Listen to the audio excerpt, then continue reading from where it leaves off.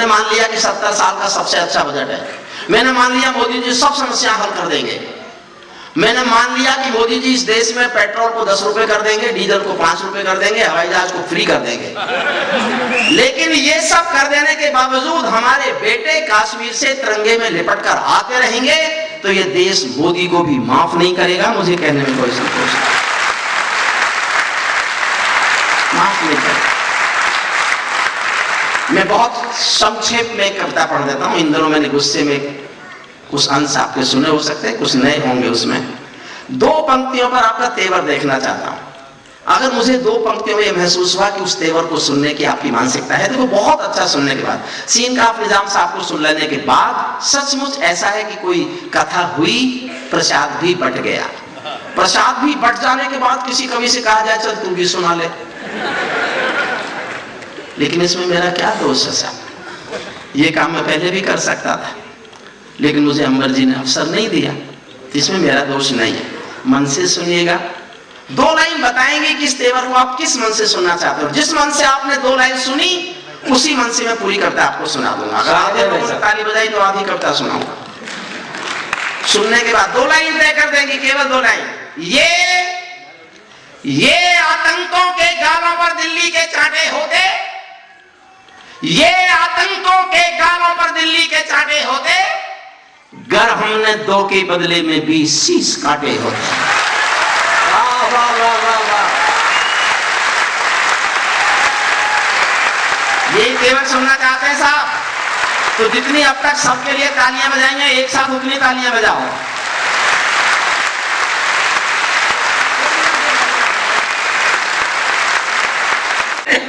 हमारे सैनिकों का सर कटा और सीमा के पार चला गया और हम बातचीत करते रहे। मैंने पूछा, अरुण से पूछा, मेरे छोटा भाई हंसी में पता नहीं क्या क्या बोलते रहते, लेकिन प्रज्ञा मेधा में कई बार मैंने उसको अपने से बढ़ा पाया। मैंने अरुण से कहा, अरुण हमारे सैनिक का सर काट के पाकिस्तान अपनी सीमा में ले गया, क्या करेगा उसका? अरुण ने बड़ा जवाब दिया, बड़ा जवाब दिया अरुण ने कहा देखो भाई साहब, उसकी फौज कायर है। 1971 में बांग्लादेश के समय जिस मुल्क की फौज के त्राण में 1000 लोग हथियार डाल दें, उसकी फौज आज भी कायर है। वो शायद अपनी फौज को दिखाना चाहता होगा कि हिंदुस्तान के बहादुर फौजी बेटे का सर होता कैसा है। कट तो सकता है कि जवाब। क्या बात है भाई साहब, क्या बात है।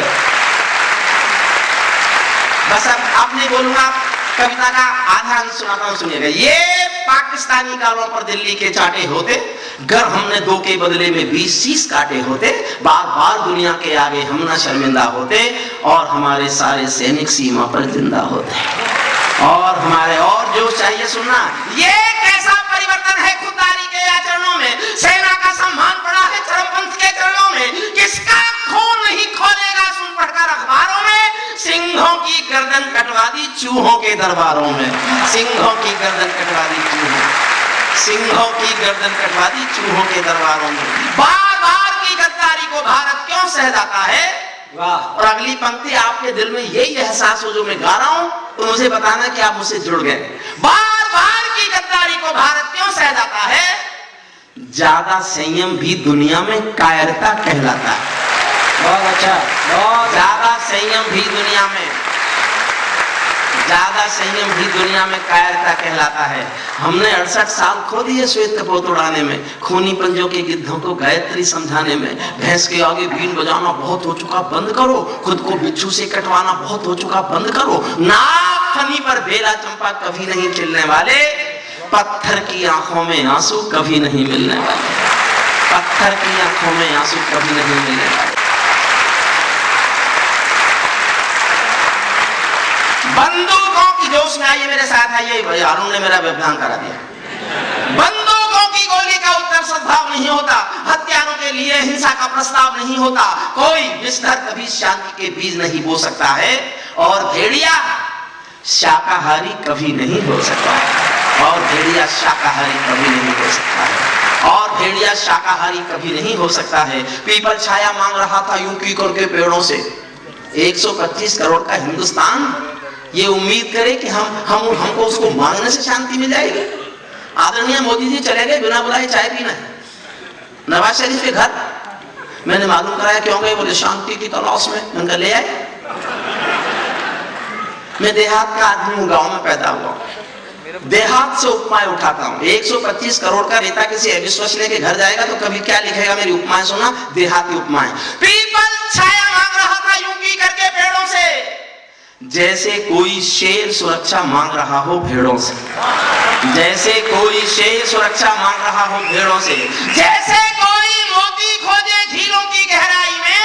मैं भारत पाक के रिश्तों के 70 साल पर एक लाइन लिखता हूं, 70 साल के इतिहास पर एक पंक्ति। और आपको लगे कि हमने 70 साल इसके सिवा कुछ नहीं किया तो मुझे भी आकाश भर तालियां चाहिए, एक बार तालियों का पहाड़ देखना चाहता हूं। आपको लगे 70 साल में एक पंक्ति में लिख सकता हूं, जैसे कोई मोती खोजे झीलों की गहराई में, हम कस्तूरी खोज रहे हैं उल्लू की परछाई में, हम कस्तूरी खोज रहे हैं, हम कस्तूरी खोज रहे हैं उल्लू की परछाई में, हम कस्तूरी खोज रहे हैं उल्लू की परछाई में। जब सिंहों की राजसभा में गीदड़ गाने लगते हैं तो हाथी के मुंह के गन्ने चूहे खाने लगते हैं। रावलपिंडी वालों को सपने में काल दिखाओ तो, भारत माता की आंखों के डोरे लाल दिखाओ तो, दिल्ली वालों ठोकर मारो दुनिया के हथकंडों पर, इजराइल से जीना सीखो अपने ही भूखंडों पर, इजराइल से जीना सीखो, इजराइल से जीना सीखो।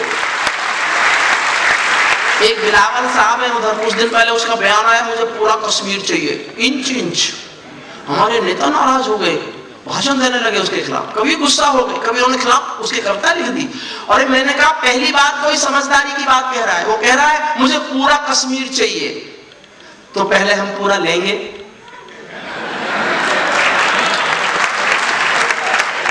और एक बार हम ले लें फिर उसका बाप ले ले। लेकिन दिल्ली वालों, मैंने खबर भेजी उसको कि तुझे पूरा कश्मीर चाहिए, आपके स्वाभिमान पर बोल रहा हूं, समझना मैं हंसाने की कोशिश भी कर रहा हूं, मैं बहुत बोझिल नहीं रखना चाहता आपको पूरे कार्यपाठ में। उसने कहा कि पूरा कश्मीर चाहिए। बिलावल तुझे मालूम है ये हिंदुस्तान है, हिंदुस्तान में दिल्ली भी है, यहां के लोग रेल में खिड़की के पास वाली अपनी सीट भी किसी को नहीं देते। रावलपिंडी वालों को सपने में काल दिखाओ तो, भारत माता की आंखों के डोरे लाल दिखाओ तो, दिल्ली वालों ठोकर मारो दुनिया के हथकंडों पर, इजराइल से जीना सीखो अपने ही भुजदंडों पर। भारत माता का बंटवारा है जिनकी अभिलाषा में, वे समझेंगे अर्जुन के गांडी धर्म की भाषा में। मैंने 39 साल कानून पढ़ाया एक यूनिवर्सिटी में, मैं ये भाषा कभी नहीं बोला जो आज आपके बीच बोल रहा हूं। और साहब अगर हम रोज तिरंगे में लिपटे हुए अपने बेटे देखेंगे तो दुखी होकर क्या कहेगा आदमी। मैं आपका समर्थन मांगता हूं, आपको लगे मेरे विचार को समर्थन है तो मैं चीख चीख के हिंदुस्तान की सत्ता के सामने गाना चाहता हूं कि देश ये सोचने लगा कब तक हम देखते रहे अपने बेटों को तिरंगे में लिपटे हुए। और मैंने क्यों लिखी है लाइन, किसी ने कहा साहब ऐसा मत लिखो, मैंने कहा क्यों नहीं लिखूं। कोई आदमी बहुत बीमार हो तो भगवान से क्या बोलता है, या तो मुझे ठीक कर दे या मुझे उठा ले, ऐसे बोलता है ना। मैंने इसी भाव पर 4 लाइन लिखी है और मैं देखना चाहता हूं मुझे जनता जिसने अब तक इंतजार किया, एक भी व्यक्ति उठा नहीं, आपके सामने सर झुकाकर अपना विचार गा रहा हूं और अपना देखना चाहता हूं इस देश के जनमत में मेरे विचार को कितना समर्थन है। भारत माता का बंटवारा है जिनकी अभिलाषा में, वे समझेंगे अर्जुन के गांधी धर्म की भाषा में। फूल मन के कभी नहीं खिलते कायर पर पार्टी में, नेहरू जी के श्वेत कबूतर मरे पड़े हैं घाटी में। दिल्ली वालों अपने मन को बुद्ध करो या क्रुद्ध करो, कश्मीर को दान करो या गद्दारों से युद्ध करो।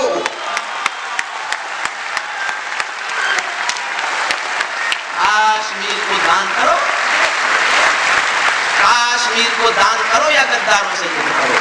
जेल भरे क्यों बैठे हैं हम आदमखोर, बहुत जल्दी पढ़ रहा हूं। जेल भरे क्यों बैठे हैं हम आदमखोर दरिंदों से, आजादी का दिल घायल है जिनके गोरख धंधों से। घाटी में आतंकवाद के कारक बने हुए हैं जो, बच्चों की मुस्कानों के संहारक बने हुए हैं जो, उन जहरीले नागों को भी दूध पिलाती है दिल्ली, मेहमानों जैसी बिरयानी चिकन खिलाती है दिल्ली। और सीधे सत्ता से सवाल पूछता हूं मैं, 26 जनवरी से चीख रहा हूं, सवाल को सुनिएगा। जिनके कारण पूरी घाटी जली दुल्हन सी लगती है, पूनम वाली रात चांदनी चंद्र ग्रहण सी लगती है, जिनके कारण मां की बिंदी दाग दिखाई देती है, वैष्णो देवी मां के घर में आग दिखाई देती है, उनके पैरों बेड़ी जकड़े जाने में देरी क्यों है, उनके फन पर एड़ी रगड़े जाने में देरी क्यों है, उनके फन पर एड़ी रगड़े जाने में। कश्मीर में एक विदेशी देश दिखाई देता है। आदरणीय सीता जी आप भी ताली बजाओ। मैंने आपको उस गीत पर ताली बजाई जो मेरी समझ में नहीं आया।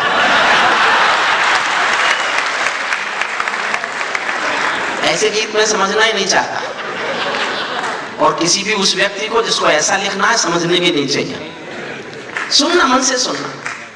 मैंने रोके लिखा है साहब, आप कैसे सुनेंगे मैं नहीं जानता। कश्मीर में एक विदेशी देश दिखाई देता है, संविधान को ठुकराता प्रवेश दिखाई देता है, वे घाटी में भारत के झंडों को रोज जलाते हैं, सेना पर हमला करते हैं, खूनी फाक बनाते हैं, हम दिल्ली की खामोशी पर शर्मिंदा रह जाते हैं, भारत मुर्दाबाद बोलकर वे जिंदा रह जाते हैं। भारत मुर्दाबाद बोलकर, भारत मुर्दाबाद बोलकर वे जिंदा रह जाते हैं। और साहब मेरे डीएनए में क्रोध है, मैंने बहुत कोशिश की है उस क्रोध को ऊर्जा बनाऊं। मैं किस हद तक गुस्सा कर सकता हूं, आप 2 लाइन सुनना। आप कल्पना भी नहीं कर सकते कोई कभी इतना गुस्सा कर सकता है। पिछले साल 17 सितंबर को उरी में हमला किया था आतंकवादियों ने, हमारे 17 सैनिक शहीद हो गए थे। 17 सैनिकों की शव पड़े हुए थे और भारत सरकार ने 7 दिन तक कोई फैसला नहीं किया था। तब मैंने 2 लाइन लिखी, और मैं 1 साल से ये गलतफहमी जी रहा हूं कि मेरी 2 लाइन सुनने के बाद ही सर्जिकल स्ट्राइक का फैसला हुआ। मैं ये भ्रम जी रहा हूं, और मैं ये भ्रम जी रहा हूं, ये मेरी विनम्रता है, वरना मुझे कभी कभी लगता है सच यही है। आपका मन मांगता हूं मेरे क्रोध को स्वीकार लेना, और मैं किस हद तक क्रोध कर सकता हूं। मैं जानना चाहता हूं कि इस देश की जनता क्या किसी कवि को इतना हक देती है, कोई इतना गुस्सा करे? अगर मेरा गुस्सा लगे देश हित में है, मेरे देश बोला है मेरे इस गुस्से में, देश का खून बोला है मेरे इस गुस्से में, मेरा हक बोला है मेरे इस गुस्से में, मेरे कलम की ताकत बोली है इस गुस्से में, मेरे कलम का फर्ज बोला है इस गुस्से में, तो बहुत प्यार की तालियां चाहता हूं ये जानने के लिए मुझे इतना गुस्सा करना चाहिए था कि नहीं करना चाहिए था। भारत मुर्दाबाद बोलकर वे जिंदा रह जाते हैं, भारत मुर्दाबाद बोलकर वे जिंदा रह जाते हैं, हम दिल्ली की खामोशी पर शर्मिंदा रह जाते हैं। शायद तुम भी सत्ता मद के अहंकार में बैठे हो, क्या 17 मंत्री मरने के इंतजार में बैठे हो?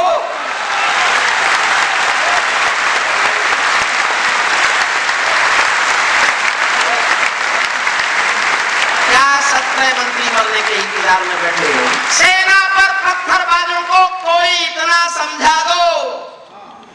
मेरी इस साल की सबसे अच्छी पंक्ति है साहब, समझ जाओ तो फिर प्यार देना। सेना पर पत्थरबाजों को कोई इतना बतला दो, ये गांधी के गाल नहीं है, उनको इतना समझा दो। ये गांधी के गाल नहीं है, ये गांधी के गाल नहीं है, उनको इतना समझा दो। ये गांधी के गाल नहीं है, उनको इतना समझा दो। जब चौराहों पर हत्यारे महिमा मंडित होते हो, भारत मां की मर्यादा के बंजर खंडित होते हो, जब कश भारत के नारे हो गुलमर्गा की गलियों में, शिमला समझौता चलता हो बंदूकों की नलियों में, तो केवल आवश्यकता है हिम्मत की, खुददारी की। दिल्ली केवल 2 दिन की मोहलत दे दे तैयारी की। सेना को आदेश थमा दो, घाटी घेर नहीं होगी, जहां तिरंगा नहीं मिलेगा उनकी खैर नहीं होगी। जहां तिरंगा नहीं मिलेगा, जहां तिरंगा नहीं मिलेगा